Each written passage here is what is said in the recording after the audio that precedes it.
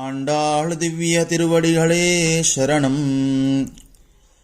ஆழிமனை கண்ணா ஒன்று நீ கை கரவேல், ஆழியில் புக்கும் ஹொந்து கொடார்த்தேரி, ஊழி முதல்வன் உருவம்போல் மை கரத்து பாழியந்தோளுடை பரபனாபன் கையில், ஆழிபோன் மின்னி வலம்பரி போல் நின்றதிருந்து தாடாரே சார்ங்கமுதைத்த சரமடை போல், வாழ உலகினில் பெய்திடாய் நாங்களும் மார்கடி நீராட మహిళిందేలోరెంబాబాయ్.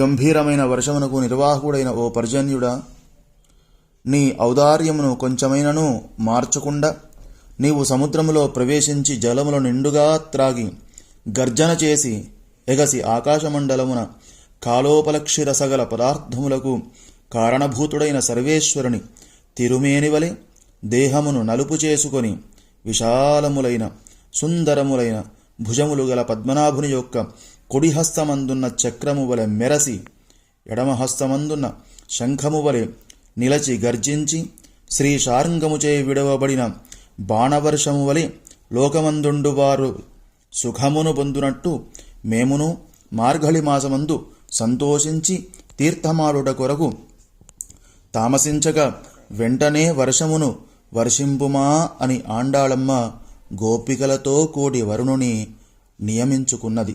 ఈ పాసురంలో వరుణుణ్ణి ప్రార్థన చేస్తూ ఉంది నీరాట్టం కోసం. ఇది 4వ పాసురంగా మనం అర్థానుసంధానం చేసుకుంటున్నాం. జై శ్రీమన్నారాయణ. ఆండాళ్ దివ్య తిరువడిగళే శరణం.